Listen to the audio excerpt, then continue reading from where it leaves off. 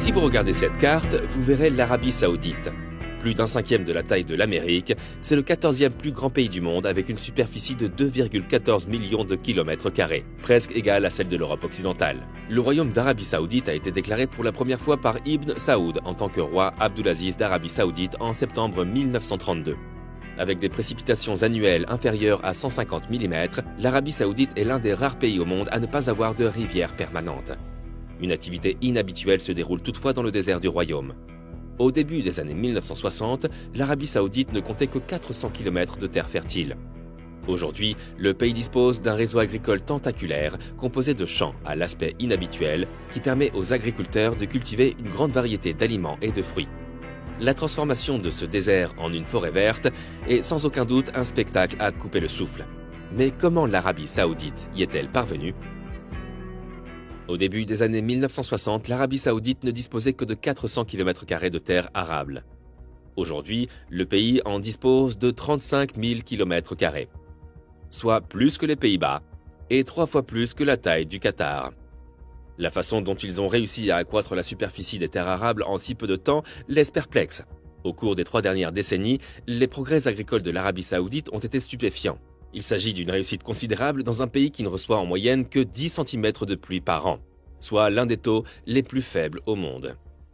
L'Arabie Saoudite possède les plus grandes réserves de pétrole de tous les pays de la planète.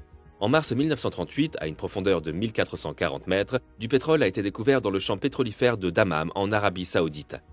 Le pays détient aujourd'hui environ 17% des réserves pétrolières prouvées au monde. En Arabie Saoudite, le litre d'eau potable coûte plus cher qu'un litre de pétrole. Avec une réserve estimée à 75 milliards de barils de pétrole, le champ pétrolifère de Ghawar est la plus grande ressource pétrolière du monde. À titre de comparaison, le champ pétrolifère contient suffisamment de réserves pour remplir 4 770 897 piscines olympiques. Pour le dire autrement, l'eau est un problème important en Arabie Saoudite. Toutefois, ce pays exporte actuellement du blé, des dattes, des produits laitiers, des œufs, du poisson, de la volaille, des fruits, des légumes et des fleurs vers les marchés internationaux. Les dattes, qui constituaient autrefois un aliment de base du régime alimentaire saoudien, sont aujourd'hui essentiellement cultivées pour l'aide humanitaire dans le monde entier. Comment cela est-il arrivé ? La majeure partie de l'agriculture de la péninsule arabique se limitait à la culture des dattes et à la production de légumes à petite échelle dans une oasis, à l'exception d'une étroite bande de terre côtière au sud-ouest. La nourriture de la population locale était fournie par de petites parcelles, et tout surplus était vendu aux caravanes de passage. Le développement agricole du royaume a commencé dans les années 1970. Le gouvernement a lancé des programmes visant à promouvoir les technologies agricoles modernes et le développement des infrastructures rurales. En conséquence, la production de tous les aliments de base a augmenté de façon spectaculaire. L'Arabie Saoudite est actuellement totalement autosuffisante pour un certain nombre de produits consommables, grâce à d'importants volumes de viande, de lait et d'œufs. L'augmentation de la production alimentaire de l'Arabie Saoudite a entraîné une diminution correspondante des importations de denrées alimentaires, et le pays exporte désormais du blé, des dattes, des produits laitiers et d'autres denrées alimentaires, notamment des œufs, du poisson et du poulet, vers les marchés du monde entier. Dès le début du programme, la production intensive de produits laitiers, de viande, de volaille et d'œufs a été mise en place, et en 1985, les exploitations agricoles locales répondaient déjà à la demande inférieure de nombreux produits auparavant importés. Aujourd'hui, l'Arabie Saoudite abrite certaines des exploitations laitières les plus avancées et les plus grandes du Moyen-Orient. Le taux annuel de production de lait est l'un des plus élevés au monde, avec 6 800 litres par vache. L'aquaculture est l'un des domaines émergents dans lesquels le secteur privé investit avec le soutien du gouvernement.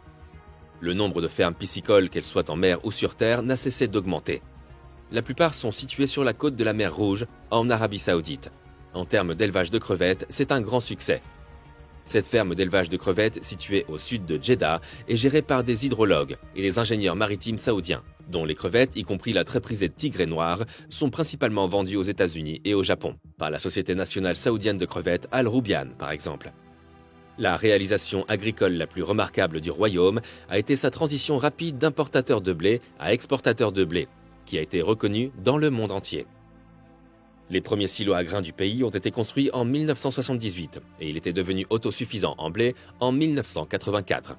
Peu après, l'Arabie Saoudite a commencé à exporter du blé vers 30 pays, dont la Chine et l'ex-Union soviétique. Et les rendements moyens dans les principaux districts de distributeurs de Tabouk, Haïl et Kazim ont atteint 3,6 tonnes par demi-hectare. D'autres céréales comme l'orge, le sorgho et le millet sont également cultivées en grande quantité par les agriculteurs saoudiens. La production de blé et d'autres céréales a été considérablement réduite ces dernières années afin de préserver les précieuses ressources en eau. L'amélioration des méthodes d'agriculture et de transport a entraîné une augmentation de la production de fruits et légumes en Arabie saoudite.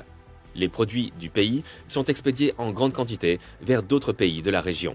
La pastèque, le raisin, les agrumes, les oignons, les courges et les tomates figurent en bonne place sur la liste des produits agricoles les plus prolifiques du pays. Les produits tropicaux comme les ananas, les papayes, les bananes, les mangues et les goyaves sont cultivés à la station de recherche Al-Hikma à Jizan, dans le sud-ouest bien arrosé de l'Arabie saoudite.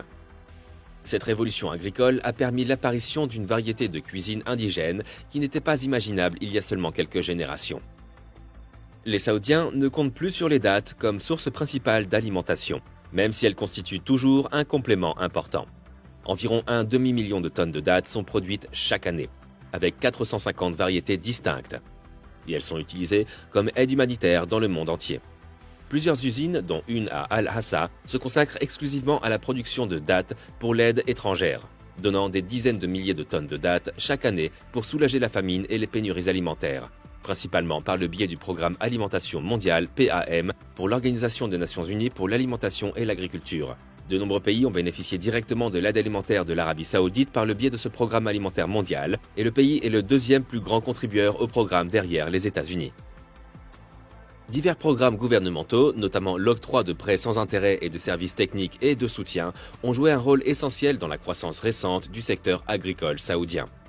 Le faible coût de l'eau, du carburant et de l'électricité, ainsi que les importations en franchise de droits de douane de matières premières et de machines, ont également aidé l'industrie agricole. En outre, les partenaires étrangers de coentreprises avec des Saoudiens ou des entreprises saoudiennes sont dispensés de payer des impôts pendant une période pouvant aller jusqu'à 10 ans. Et les règlements sur les investissements en vigueur depuis avril 2000 offrent des incitations supplémentaires.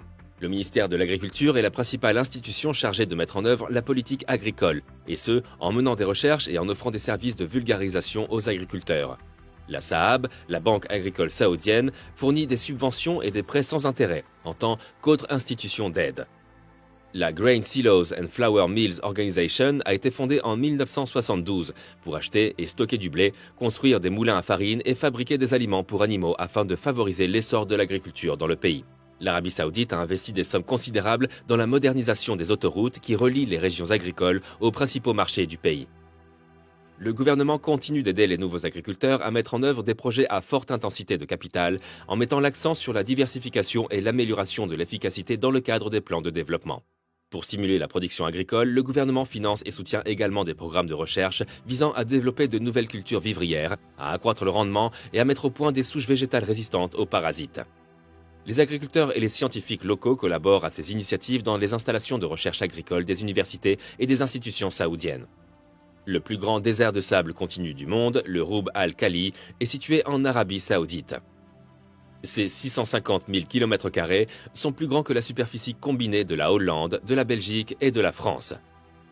La hauteur des dunes de sable est également de 250 mètres. En outre, l'Arabie saoudite est le plus grand pays du monde sans fleuve.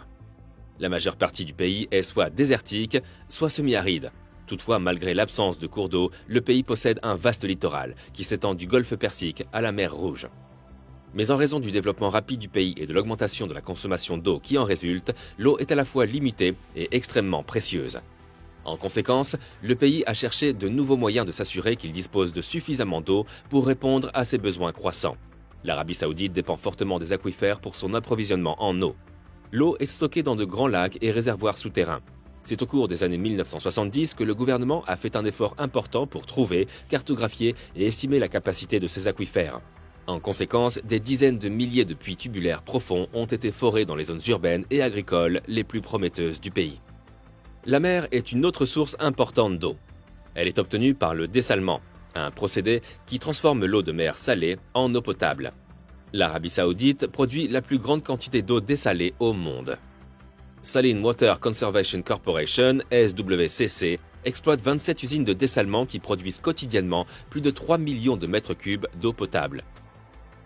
Plus de 70% de l'eau consommée dans les villages provient de ces usines, de même qu'une part importante de l'eau requise par l'industrie. Elle constitue également une source importante d'énergie électrique. L'eau recyclée est une source d'eau en pleine expansion. L'eau utilisée à des fins domestiques dans les zones urbaines doit être recyclée au moins à 40% par le pays. Des usines de recyclage ont été développées à Riyad, Jeddah et dans d'autres grands centres industriels métropolitains pour atteindre cet objectif. L'irrigation des champs agricoles et des parcs urbains se fait avec de l'eau recyclée.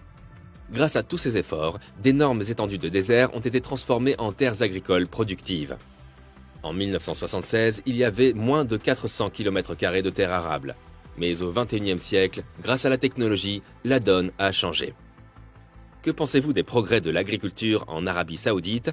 Faites-nous part de vos réflexions dans la section des commentaires ci-dessous.